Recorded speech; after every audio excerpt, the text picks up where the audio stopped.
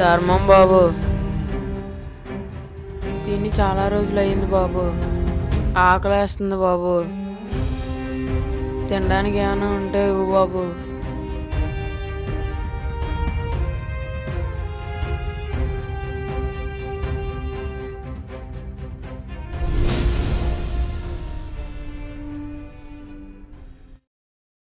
ఏమైంది?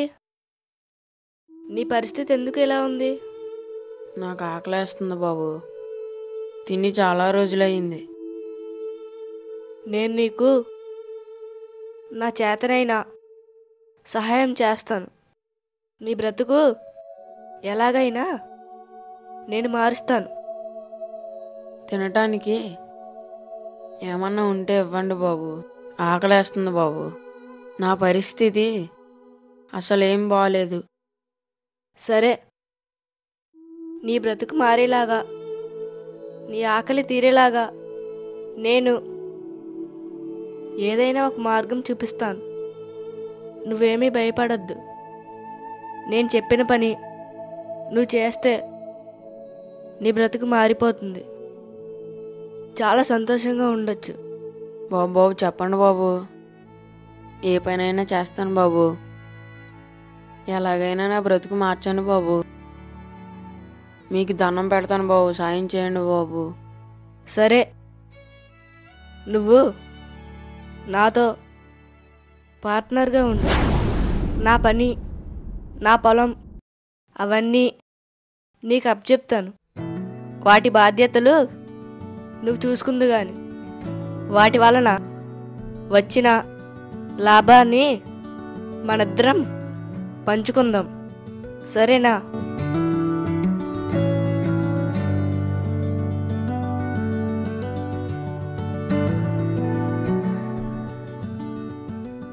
సరే బాబు, మీరేం చెప్పినా చేస్తాను బాబు. నా బ్రతుకు ఎలాగైనా మార్చండి బాబు. నీకు మంచి బట్టలు ఇచ్చి, ఉండటానికి మంచి ఇల్లు ఇచ్చి, నీ బాధ్యత అంతా నేను చూసుకుంటాను. నేను చెప్పిన పని నువ్వు చేస్తే వచ్చిన లాభంలో వాటాను నువ్వు తీసుకోవచ్చు. సరేనా? సరే బాబు. ఈ ఊరి చివరన నా పొలం ఉంది. అందులో పనివారు ఉన్నారు. నువ్వు రేపటి నుంచి అందరు సమయానికి వస్తున్నారో లేదో లెక్కలు చూసుకుంటూ, ఇదిగో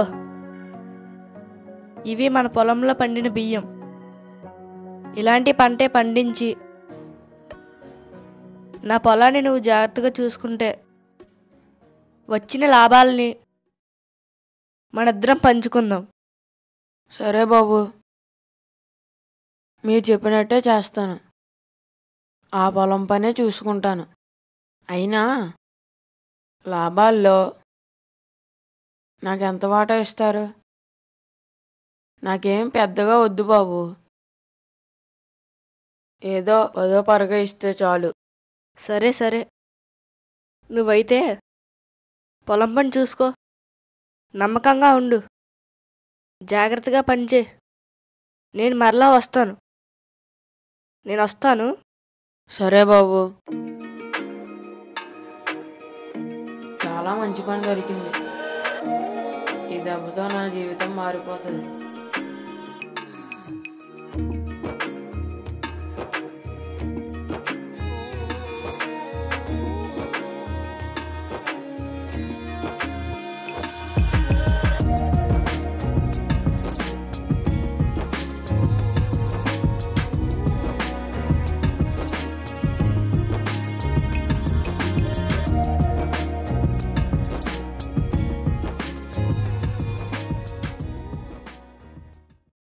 ఇప్పటికి పనిలో చేరి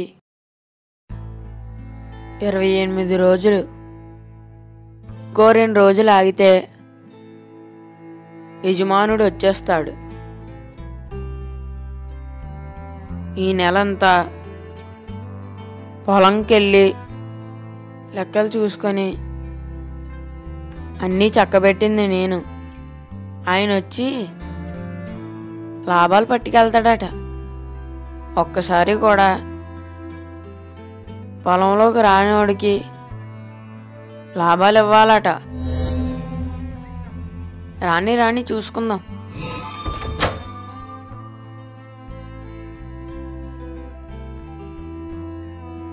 రండి బాబు, రండి. వచ్చారా? కూర్చోండి బాబు.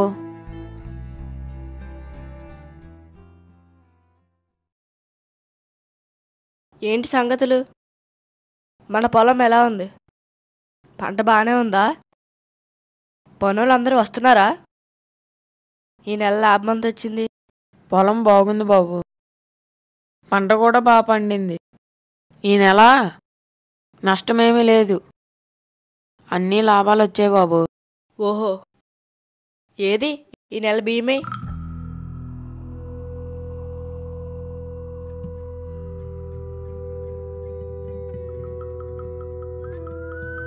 చాలా చక్కని పంట పండిందే. నీ జీవితం కూడా మారిపోయింది. సరే, ఇప్పుడు నీ జీతం నీకు ఇస్తాను. నీ వాటా నా వాటా పంచుకుందాం. పొలం నాది, పెట్టుబడి నాది, పనులు నా వాళ్ళు. నువ్వు లెక్కలే చూసుకున్నావు కదా. నీకు కొంత వాటా ఇచ్చి నేను కొంత తీసుకుంటాను. ఏంటి బాబు, మీకు వాటా కావాలా? నెలలో ఒక్కరోజు కూడా పొలంలోకి రాలేదు, మీకు వాటా కావాలా? కష్టపడింది నేను, ప్రతిరోజు కష్టపడింది నేను. నీకెందుకు వాటా ఇస్తాను? అదేంటి బాబు అలా మాట్లాడుతున్నావు? ఏ పరిస్థితి నుండి వచ్చావో మర్చిపోయావా? ముందే చెప్పాను కదా, వచ్చిన లాభంలో నీది నాది వాటా అని. ఇప్పుడేమో మాట మార్చేస్తున్నావు. అయినా నేనేమంటున్నాను, లాభంలో నువ్వు 90% తీసుకొని నాకు 10% ఇమ్మని అన్నాను. దానికి కూడా బాధపడుతున్నావా? పొలము నాదే, పనులు నా వాళ్ళే, విత్తనాలు నావే, అన్నీ నేనే ఇచ్చాను.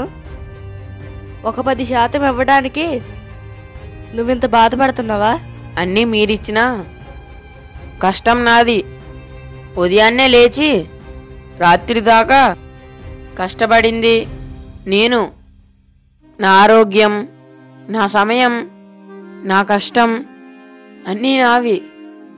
నీకు వాటా ఎందుకు? మీరేం చేశారని? మీకు చిల్లి గవ్వ కూడా ఇవ్వను. ఏం చేసుకుంటావో చేసుకో. సరే, నిన్ను నమ్మినందుకు, నీకు ఈ స్థితిని ఇచ్చినందుకు చాలా చక్కగా బుద్ధి చెప్పావు. నువ్వు నమ్మక ద్రోహివి. అవును దేవుని ప్రజలారా, ఈ వీడియోలో మీరు చూసినట్లుగానే చాలా సార్లు దేవుడు మనకు ధనాన్ని, సమయాన్ని, దీవెనను, ఆరోగ్యాన్ని, అనేకమైన వాటిని ఇస్తూ ఉన్నాడు. కానీ ప్రభు మనల్ని ఏ స్థితి నుండి ఏ స్థితికి లేవనెత్తాడో, హెచ్చించాడో మరిచిపోయి మనం ప్రవర్తిస్తున్న వారిగా ఉంటూ ఉన్నాం. మన ఆరోగ్యం కుదురుపడ్డాక, మనకు ఉద్యోగం వచ్చిన తర్వాత, మన చేతికి ధనం వచ్చిన తర్వాత, మనకి క్షేమము దీవెన కలిగిన తర్వాత మన బుద్ధి, మన ప్రవర్తన దేవుని ఎదుట మారిపోయి నమ్మక ద్రోహులుగా మనం కూడా మారిపోతున్నాం కదా. బైబిల్ గ్రంథంలో ఉన్నటువంటి మాట, నమ్మకమైన వానికంట మరింత అధికమైన మేలులు దీవెనలు కలుగుతాయంట. నమ్మకమైన వారిని, కొద్ది వాటిలో నమ్మకముగా ఉన్న వారిని ప్రభువు గొప్ప వాటిపైన అధిపతులుగా, అధికారులుగా నియమిస్తాడని దేవుని యొక్క వాక్యంలో ఉంది. ఈ వీడియో చూసిన నీవు ఏ ఏ విషయాలలో నీ ప్రవర్తనలో మార్పులు రావాలో ఆ వాటన్నిటిని నువ్వు సరి చేసుకుంటూ, ధనం విషయంలో, ఆరోగ్యం విషయంలో, సమయం విషయంలో, నీ జీవితం విషయంలో నువ్వు దేవుని ఎదుట నమ్మదగిన వ్యక్తిగా నీవు ఉండాలే తప్ప నమ్మక ద్రోహిగా ఎంత మాత్రం ఉండకూడదు అని నేను నీకు తెలియజేస్తున్నాను. ప్రభు మిమ్మల్ని ఆశీర్వదించును గాక.